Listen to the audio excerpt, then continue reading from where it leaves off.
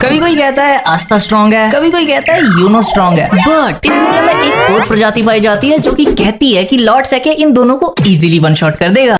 लेकिन आज की इस वीडियो में हम इनसे भी ज्यादा स्ट्रॉन्गेस्ट कैरेक्टर को क्रिएट करने वाले हैं जो कि पूरे ब्लैक क्लोवर के वर्स में एकदम ओवरपावर्ड होगा। बट उससे पहले एक छोटा सा रूल, विलन्स को एक्सक्लूड रखेंगे हम। सो इस रूल को ध्यान में रखते हुए चलो सारे रूल्स ब्रेक करते हैं हम। तो एक स्ट्रॉन्गेस्ट कैरेक्टर को क्रिएट करने के लिए हमें इन 9 चीजों से गुजरना पड़ेगा, जहाँ पर सबसे पहले हमें अपने कैरेक्टर की बॉडी को चूज करना है और ये हमें उस हिसाब से करना है कि वो ड्यूरेबल भी हो और स्ट्रॉन्ग भी। एंड इसके लिए we have none other than यामिसुके हीरो। तो अपने यामी की बॉडी एक मस्कुलर टाइप बॉडी है जो कि उसने अचीव किया काफी इंटेंसिव ट्रेनिंग के बाद। बट उसकी बॉडी में यही एक खास बात नहीं है, बल्कि स्पेड किंगडम में जब यामी को हील किया जा रहा था तब ये कहा गया था कि यामी की बॉडी चेंज हो रही है एंड एक डेविल की तरह बन रही है, जस्ट लाइक आस्था का डेविल। और इसके तुरंत बाद हमने यामी को लूसीफेरो का पंच रोकते हुए देखा था, जो कि खुद ही में एक बहुत बड़ी फीट है क्योंकि यहाँ पर सारे कैप्टन पिटे थे एंड इवन स्टार्टिंग में आस्था भी पिटा था। सो इससे हमें ये भी पता लगता है कि यामी की बॉडी स्पेड किंगडम के बाद और भी काफी ज्यादा स्ट्रॉन्ग और ड्यूरेबल हो गई है। लेकिन अगर तुम्हें लग रहा है कि इससे पहले वो कम ड्यूरेबल था तो ऐसा भी नहीं है भाई, ये बंदा स्टार्टिंग से ही मॉन्स्टर है। जो कि हमने यामी वर्सेस पाटली की फाइट के दौरान देखा भी था कि पाटली के लाइट अटैक्स उसका कुछ भी नहीं उखाड़ पा रहे थे। प्लस पाटली ने तो उस पर एक पिलर तक दे मारा था, स्टिल ये बंदा दोबारा खड़ा हो गया था। लास्टली यामी के रिफ्लेक्सेस भी काफी स्ट्रॉन्ग है ड्यू टू हिज की, जिससे वो ओपोनेंट्स के अटैक्स को पहले ही प्रिडिक्ट कर सकता है एंड उन्हें काउंटर कर सकता है। सो हमने बॉडी तो डिसाइड कर ली, सो बारी अपने कैरेक्टर को एक मैजिक एट्रीब्यूट देने की। सो इसके लिए मैं चूज करूंगा none other than wind magic plus star magic. तो देखो इन दोनों मैजिक एट्रीब्यूट्स को हमारे ब्लैक क्लोवर वर्स का प्रोडिजी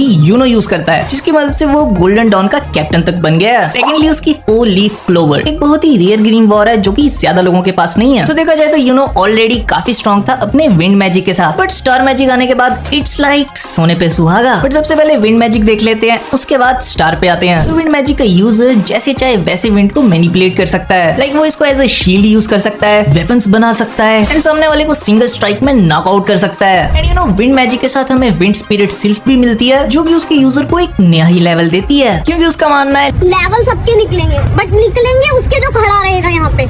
वेल सिल्फ के साथ कंबाइन होकर यूजर सेंट स्टेज तक जा सकता है, जिसको तुम काइंड ऑफ आर्केन लेवल भी समझ सकते हो। बट क्योंकि यहाँ पर स्पिरिट है सो इसीलिए सेंट स्टेज। एंड इससे होता ये है कि यूजर को काफी ओवरपावर्ड वेपन्स मिलते हैं एंड उसकी एबिलिटीज भी एकदम ओवरपावर्ड हो जाती हैं। लाइक इसके बाद हमारे यूनो को स्पिरिट ऑफ बोरियस, योरोस, जेफर एंड नॉर्थोस मिले थे एंड ये हर एक वेपन कैपेबल है एक हाई रैंकिंग डेविल को डिस्ट्रॉय करने में। बट अगर हम इसको अब स्टार मैजिक के साथ कंबाइन करें तो यूजर का लेवल एक और लेवल अप निकल जाता है, क्योंकि स्टार मैजिक अलो करता है यूजर को एडवांस स्पेशल मैजिक को मैनिपुलेट करने में, जिससे वो खुद को टेलीपोर्ट कर सकता है एंड अपने अटैक्स को डायरेक्टली सामने वाले पे कर सकता है बिना चुके। प्लस उन अटैक्स को एनहांस करके उनकी डिस्ट्रक्टिव एबिलिटीज को 10 टाइम्स और ज्यादा कर सकता है। एंड इवन मांगा में इन दोनों मैजिक एट्रीब्यूट्स को कंबाइन करके यूनो ने टाइम तक को ओवरकम कर लिया। लाइक वो भी एक ऐसा एरिया बना सकता है जिसके अंदर टाइम काम ही ना करे। सो अब हमने अपने कैरेक्टर को बॉडी दे दी, मैजिक एट्रीब्यूट दे दिया, लेकिन ये सब किस काम का अगर उसके पास अच्छा माना रिजर्व ही ना हो। सो इसी के लिए हम चूज करेंगे मेरिलियोना को। तो देखो पूरे ब्लैक क्लोवर वर्स में अगर किसी का माना रिजर्व सबसे इमेंस है तो वो और कोई नहीं बल्कि मेरिलियोना है। लाइक इसके सामने तुम किसी को भी ले आओ, जब तक ये बंदी उसको डिफीट ना कर लेना इसकी सांस पे सांस नहीं आती। एंड इवन करंट मांगा चैप्टर में मेरिलियोना तो प्योर माना बन चुकी है, दैट इज साक्षात माना है वो। उसका माना रिजर्व इतना इमेंस है कि उसने बिना थके high ranking devils, gods, demons और ना जाने किन किन को हराया है। एंड यार जैसे कि मैंने कहा कि वो अब प्योर माना बन चुकी है, तो कोई सवाल ही पैदा नहीं होता इस जगह पे किसी और को रखने का। बट ऐसे रिजर्व का क्या ही फायदा अगर उसे अच्छे से कंट्रोल ही ना किया जा सके। इसीलिए कंट्रोल के लिए हम चूज करेंगे नन अदर देन लोलो पिचिका को। तो अपनी पेचिका ने मास्टरी की हुई है एडवांस्ड माना जोन में, जिसे तुम ऐसे समझ सकते हो कि वो पूरे हर्ट किंगडम को मॉनिटर एंड इन्फ्लुएंस करती है रियल टाइम में, जो कि सीरियसली कोई आम फीट नहीं है। एंड यू नो उसका कंट्रोल इतना प्रिसाइज है कि वो एकदम कॉम्प्लेक्स लेवल स्पेल भी बना सकती है, प्लस अपनी सराउंडिंग से माना को एक्सट्रैक्ट भी कर सकती है, जो कि उसके मैजिक को और भी इनहेंस करता है। इवन वेनेसा के साथ फाइट के दौरान वो ना सिर्फ साइमल्टेनियसली अपने एलाइज को हील कर रही थी बल्कि वो उनको डिफेंड भी कर रही थी, प्लस वेनेसा के साथ फाइट भी कर रही थी, जो कि शो करता है कि आखिर उसका माना पे कंट्रोल कितना स्ट्रॉन्ग है। ओके सो अब हमने अपने कैरेक्टर को बेसिक चीजें तो दे दी, बट अब देखते हैं कि हमारे कैरेक्टर के पास मोस्ट पावरफुल स्पेल कौन से होंगे। तो क्योंकि हमने अपने कैरेक्टर को यूनो का wind magic plus star magic दिया है, तो इसीलिए हम स्पेल्स भी उसी के चूज करेंगे, जहाँ पर हमारे पास है स्पिरिट ऑफ बोरियस, योरोस, जेफर एंड नॉर्थोस, जो कि जैसा कि मैंने ऊपर बताया कैपेबल है एक हाई रैंकिंग डेविल को डिस्ट्रॉय करने में। प्लस इसको स्टार मैजिक के साथ कंबाइन कर दो तो ये और भी ज्यादा डिस्ट्रक्टिव हो जाते हैं। सेकेंडली हमारे पास है नेवर नेवरलैंड, जो कि टाइम को रोक सकता है एंड इसके अंदर जो भी लोग हैं उनको हील कर सकता है एंड उनकी मैजिक एबिलिटीज को इनहेंस कर सकता है। लेकिन हियर्स अ कैच, हमारे कैरेक्टर के पास इमेंस माना रिजर्व है, जिसकी मदद से वो इन पावरफुल स्पेल्स को तब तक एक्टिव रख सकता है जब तक इस सामने वाले ओपोनेंट को डिस्ट्रॉय न कर दे। सेकेंडली हमारे कैरेक्टर के पास एडवांस माना कंट्रोल भी है, जिसकी मदद से वो अपनी सराउंडिंग से माना को एक्सट्रैक्ट भी कर सकता है एंड अपने स्पेल्स को एनहेंस और काफी ज्यादा स्ट्रॉन्ग कर सकता है। यही नहीं बल्कि बैटल के वक्त वो और भी काफी ज्यादा कॉम्प्लेक्स स्पेल्स बना सकता है, जो कि मैं भी हमने पहले कभी देखे ही ना हो। एंड आई नो अपना कैरेक्टर यहीं पे काफी ज्यादा ओवरपावर्ड हो गया है, बट रुको भाई अभी भी बहुत कुछ है। सो स्ट्रेंथ का क्या फायदा अगर तुम्हारा माइंडसेट ही स्ट्रॉन्ग ना हो। सो इसीलिए फॉर द माइंडसेट मैं चूज करूंगा नन अदर देन आस्था को। तो आस्था का माइंडसेट देने का रीजन एकदम सिंपल है। पहला कि वो कभी भी गिव अप नहीं करेगा नो मैटर व्हाट। लाइक अगर उसका हाथ टूटे तो वो टांगों से खाएगा, एक टांग टूटे तो दूसरी टांग से खाएगा, और दूसरी टूटे तो तीसरी।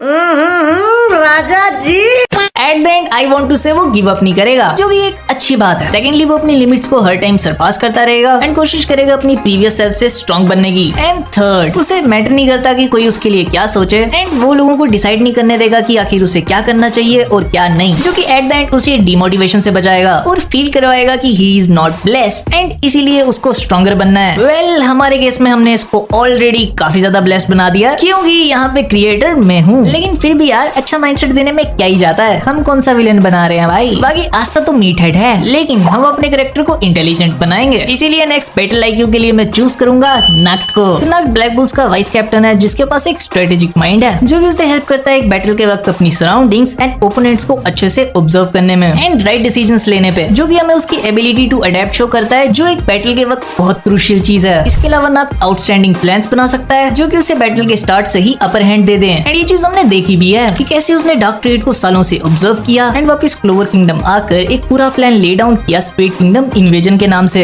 एंड ट्रस्ट मी उन डार्क ट्रेड वालों के बीच में रहकर उनको ऑब्जर्व करना खुद ही में एक फीट है। ओके सो अपना कैरेक्टर ऑलमोस्ट रेडी हो गया है, बट लास्ट में there is something special. But उससे पहले let's choose a support spirit and इसके लिए मैं चूज करूंगा रॉक को। सो ये रॉक एक्चुअली एक बिल्ली है, जो कि वेनेसा के पास है, और ये बिल्ली किसी का भी फेट चेंज कर सकती है। एंड फेट चेंज से मेरा मतलब है कि वो किसी का मरना तक टाल सकती है। एंड सच बताऊं तो ये एबिलिटी खुद ही में ओवरपावर्ड है, बट इसका सीरीज में ड्रॉबैक बस यही है कि वनेसा के पास इनफ माना रिजर्व नहीं है, जिसकी वजह से वो रॉक की एबिलिटीज को ज्यादा देर तक यूज नहीं कर सकती। बट उसने जब जब रॉक की एबिलिटीज को यूज किया है, तब उसने किसी ना किसी कैरेक्टर को तो बचाया है। And here comes the catch, हमारे कैरेक्टर के पास तो कोई लिमिट्स ही नहीं है भाई, क्योंकि देखो इस एबिलिटी को क्या चाहिए, गुड अमाउंट ऑफ माना रिजर्व, जो कि ऑब्वियसली हमारे कैरेक्टर के पास है। प्लस हमारे कैरेक्टर के पास तो एडवांस माना कंट्रोल भी है, जो कि क्या पता इस एबिलिटी को एक और लेवल बूस्ट दे दे एंड देन वो इसकी मदद से अपनी सराउंडिंग्स तक का फेट चेंज कर सके बिना इस बिल्ली को किसी को टच करवाए। एंड ट्रस्ट मी अगर ऐसा होता है ना, तो भगवान ही बचाए सामने वाले ओपोनेंट को। ओके सो फाइनली हम पहुंच गए अपने लास्ट पॉइंट स्पेशल एबिलिटी पे। एंड इसके लिए मैं चूज करूंगा उस एबिलिटी को जिसको आई नो तुम लोग काफी देर से सुनना चाह रहे हो, and that is none other than anti magic with लीबे। तो देखो भाई हमारा कैरेक्टर ऑलरेडी काफी ओवरपावर्ड है बिना इस एबिलिटी के भी, बट अब एंटी मैजिक के बाद इट्स लाइक सामने वाले का चांस ही नहीं है, क्योंकि ब्लैक क्लोवर के वर्स में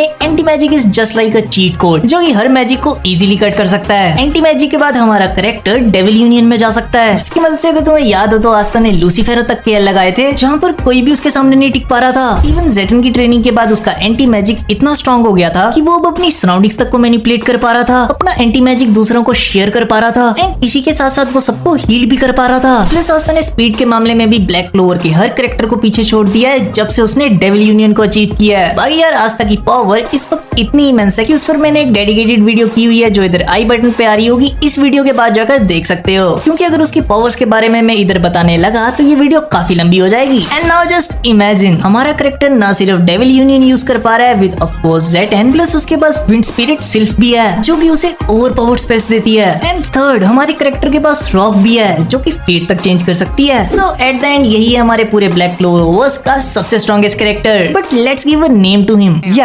वेल मैं नामकरण में काफी गंदा हूँ, सो ये काम मैं तुम पर छोड़ता हूँ। जिस कमेंट को सबसे ज्यादा लाइक आएंगे वही नाम रखेंगे हम इस कैरेक्टर का। मैं मिलता हूँ तुमसे नेक्स्ट वीडियो में, till then good bye, take care.